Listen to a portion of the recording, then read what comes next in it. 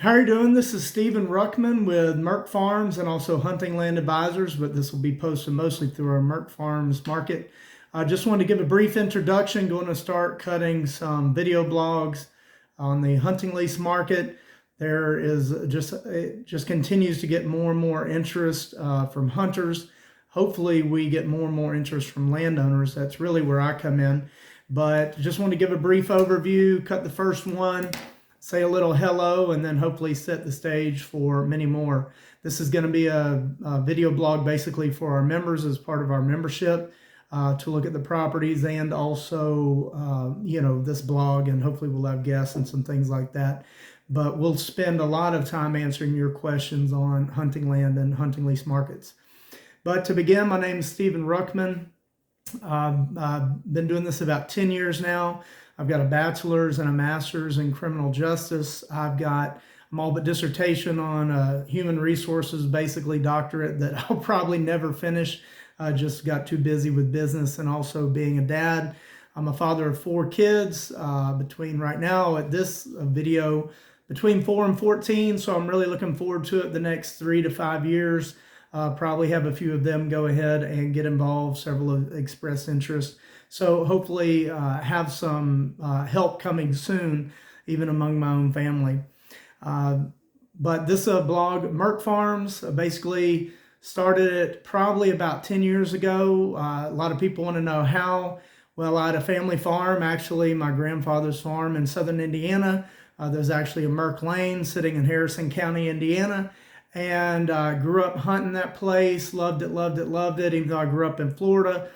My favorite time of the year was running up to Granddad's farm and hunting about 300 acres there in Harrison County, Indiana. And like I see with a lot of properties, and you all see it as well, just over years, eventually a grandfather and everyone else passed away. And so the land basically was sold to some new owners. Well, whenever the land was sold originally, the owner never showed up. I still kept on getting to hunt it based upon kind of word of mouth permission. And then eventually one day I did meet the new owner and found out that he had a lot more properties. He really wasn't a hunter, never really messed with it a whole lot.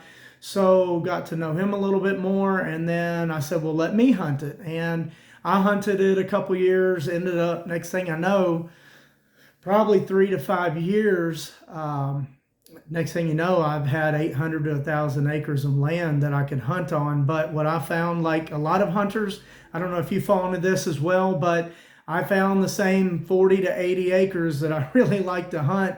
And with the limited amount of time to hunt, I just spent my time hunting that. And I'll never forget, I was hunting with my cousin. The sun was going down the last day of hunting season, or gun season anyway, in Indiana. And I just realized it had already been maybe 3 years or more, and I had not even seen all this other land. I had stands I put up 3 to 5 years ago that I'd never seen, never sat in. And I said, this really isn't benefiting me the best. It's not benefiting the landowner the best. So I need to do something different because I'm enjoying hunting the same little piece of land, and probably will next year. So I talked to the gentleman and I said, look, let me go ahead and find some other hunters for you and make you some money. I'm not really using it, but I know there is this market out here. And so awesome, he agreed. And that was pretty much my first properties, about 3 or 4 other tracts in southern Indiana. And from there, I just kind of really just kept on growing from there. I won't tell you all my secrets, but fortunately, that was about 10 years ago. And, now I'd like to say that I've learned it all, but everybody keeps teaching me new secrets and tricks. But it's been about 10 years now. At any one time, annually, I'm handling about 130 to 150 tracts now a year. And I've been in it long enough where I see tracts and landowners go. I bring in new ones every year. And so it's really kind of an interesting, business and market really that I've grown over the years, and it's not really going away, which that's one thing I want to kind of get into, is that, again, we help hunters find land for hunting. And in some instances, a lot of hunters get frustrated. Oh, there's not a lot of land and land is scarce. There's not many places to hunt. And the reality is that there is the same amount of land at all times. And it just switches hands, switches ideas. People have different plans for it. But the amount of land is the same. But the number of people allowing access and disallowing access, that is what's really always changing. There's always plenty of land to hunt in the public sphere. A lot of WMAs and things like that, people have a lot of success on. But obviously we deal with private landowner tracts. And as I said, land is generally the same. It's really kind of nice. I've been in this long enough to some tracts of land I've worked with 3 different owners on. So that's kind of cool, but that just proves my kind of what I'm saying right there is that tract of land never changed. 3 different owners changed, and they all had the same idea to go ahead and allow private hunting on there that they had me work with them on. So that's been kind of cool, long enough to see that. And even in my own ideas, a lot of times whenever somebody approaches me that they may sell a tract of land, the first thing I do is try to find out, who's going to buy it, because oftentimes the buyers and the sellers are similar in their mindsets, especially some of your more investment type landowners. So oftentimes, we're able to just move the lease on over, the hunting access on over to the new buyer. So land is always going to be here. The thing is just finding those landowners and finding those opportunities that obviously want to allow you to have some private hunting access on that property. There's no need in kind of beating I'd say a dead horse. If you're watching this, I assume you know all your motivations for finding private access rather than public. The safety level is a lot higher. The organization is a lot higher on private lands. And oftentimes, pricing is an issue with, hunters. Well, I can't believe it's this much to access that property and this much to get out there. But, I see all types of hunters. And one of the ones that I go to right away is hunters with young kids, say 10 to 14, 15 years old. I see that a lot. And, those types of hunters are looking for a private piece of land that, again, they can provide a safe, organized environment hunting with their kids. And then that's what I try to say, people that kind of wonder about pricing here and there, is that, if you're, say, I don't know, been hunting a long time, you don't have any kids, don't have any grandkids you're taking hunting, safety and organization may not be that big of a value to you. But as I asked some hunters, how much would you pay for the safety of your kids? Well, I mean, that's a lot of money. I've got 4 kids. The value of safety for my kids is way, way through the roof. So again, just because it's not worth it to you at a certain price doesn't mean it's not worth it to somebody else at another price. And that's, again, where I come in. I see all types of hunters at all types of price points. But keep in mind that, again, there's going to be a father that's going to pay a lot of money for any 40 to 100 acres of land that they know they can take their 10, 11, 12-year-old son, daughter, whatever out there and hunt and have it a lot more safe and organized. So, I'll get into more about that on another day of all the different types of hunters and markets and price points. But that's just kind of to give you an example right there of how, again, I see all types of different owners. I see all types of different hunters. And again, keeping things kind of fair and square and in the middle, it's kind of what I've been doing for a long time. My role, a lot of people wonder, well, I can't believe anybody even, wants to work with you on this. And I'll just say that in the digital age, man, I tell you, I had a real revelation a while back. I've been worried for a year or two that, the digital age, automation, things like that, a lot of competitors, they're going to basically make somebody like me obsolete, who tries to be a little more hands-on, tries to guide, try to navigate, come up with good plans, good relationships, good matches. And I was just thinking, man, I'm going to basically be obsolete. But I tell you what, I had a revelation 6-8 months ago. Unfortunately, with hunter behavior, man, I tell you, hunter behavior has been really, really a challenge and an issue the last 6 or 8 months. Seen a lot of, unethical bad behavior really go on. I almost lost a few landowners over it. And it just made me realize, I'm actually going to be more helpful and more in demand than ever, because no matter what happens with technology, there's just going to always be folks who want somebody to handle things for them. There's going to always be the group of folks that want an advisor around. There's always going to be a group of folks that just don't want to deal with the risk, or they don't necessarily like even navigating people, to be honest with you. A lot of times our hunters want to talk to, well, let me talk to the landowner. And like I tell them, look, if it was a landowner that really got excited about talking and dealing with hunters, then they would be doing this themselves. Again, from somebody like me working with me, they're overwhelmingly linked up with me. They just want to check, and they don't want any other conversations about hunting.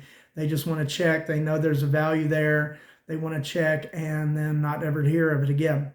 So there's going to be those folks that are always going to need and want an advisor around. So it's good. A lot of people, sometimes look negatively on folks like myself, or there's a few other people in the United States that do it well. As, ruining hunting, driving up prices, this and that. In fact, I have an economics background. I was a teacher. I didn't get into it, but I was a teacher and a football coach for about 10 years. And I taught college level AP economics, micro and macro. But really on, economics, folks like me are actually helping to keep prices low. In some cases, helping to bring prices down, because folks like me who are actively looking for land, bringing land to markets, that's providing more supply. And again, anytime you have more land, you're going to help keep prices a little bit stable and a little bit more in control. So there's always going to be the need for someone like me, and we serve a lot of great. We help hunters and the hunting land market a ton by bringing in landowners that aren't going to do it.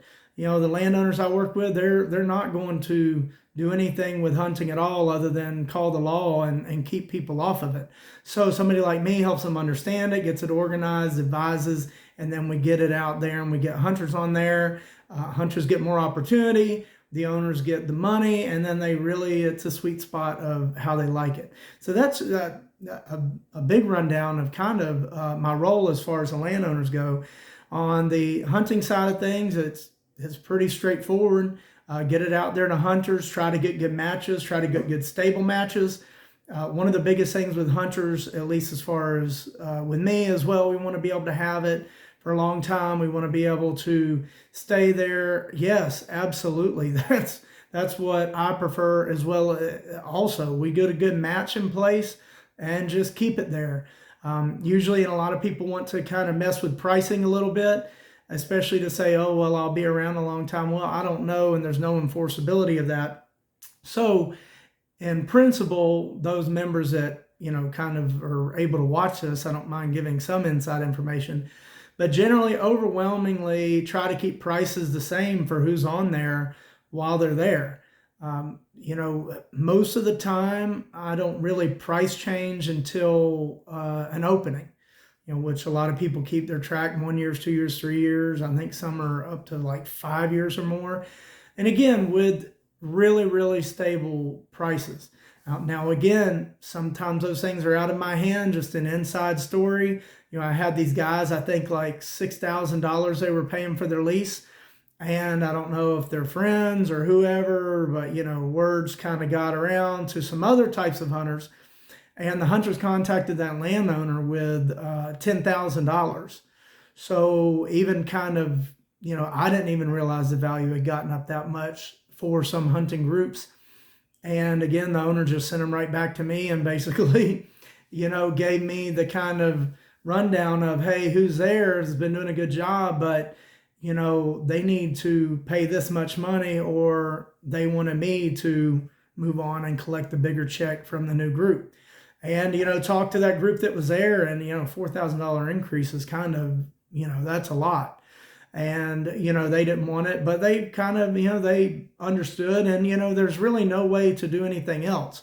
Whenever a hunting group offers, $10,000 compared to $6,000, an owner is not going to sit there and just turn an eye to that. And then also, whenever, they have me there as well, there's nothing I can do against that either, because basically, I look like a big idiot, and also I'm not following through with kind of what they want, kind of what the opportunity they have.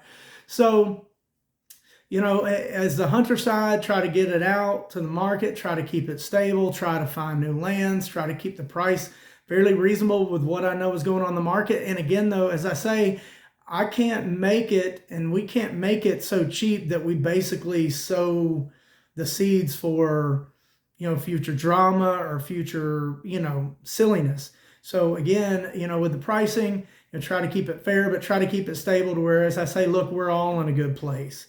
The owners, you, everybody, there's not really kind of a position here where, again, somebody comes along and says, oh, I'll give you $200 extra. That's pretty much not going to make a difference for most owners that I deal with. And that's kind of like, I don't know, it's kind of looks silly to even come around and snoop at something like that. But if someone goes around and, like in that situation, they're $4,000 more, well, that's going to kind of stir everything up. So, but that's very rare for me. That may be the only case that I even remember, because that's why it sticks out. Otherwise, again, usually I get it in a good place, or everybody's in a good place, and we just kind of keep rocking and rolling with it. So again, I'm going to kind of wrap this up here. I've got a lot of other topics I can get to. I don't want to keep things too long. I know everybody, it depends on your drive time, listen to different podcasts and things like that, video blogs. So I'm right at about the 15, 16, 17 minute mark. I'm going to go ahead and wrap this up. So again, I just wanted to give you just a rundown, quick overview. Again, my name's Stephen Ruckman. I've got a bachelor's and master's in criminal justice. All the dissertation on a PhD in human resources, basically never finished. I was a teacher and head football coach about 10 years, taught all kinds of subjects, including economics. Got 4 kids between 4 to 14, and looking forward to keeping on watching them grow and get involved and helping me with this over the years. I've been doing this about 10 years at any one time, probably hitting, at this point, about 150 tracks at any one time. And again, I'm like anybody, always looking to grow. Don't plan on going anywhere. I think my role will continue to grow even in the digital age. There's always going to be people who shy away from risk, who shy away from wanting to deal with people, honestly, who always want a little bit of advice. So, we're going to continue to grow and keep putting the pedal to the metal.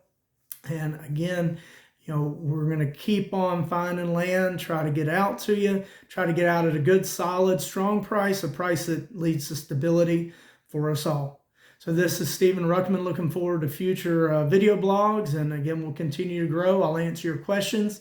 And again, this is going to be a member service. Again, thank you for your membership. You help provide really more money going toward the landowners, and then also help with marketing costs and things like that. And of course, a little bit of money to raise 4 kids with. So anyway, this is Stephen Ruckman, Merk Farms Hunting and Hunting Land Advisors. Talk to you again soon.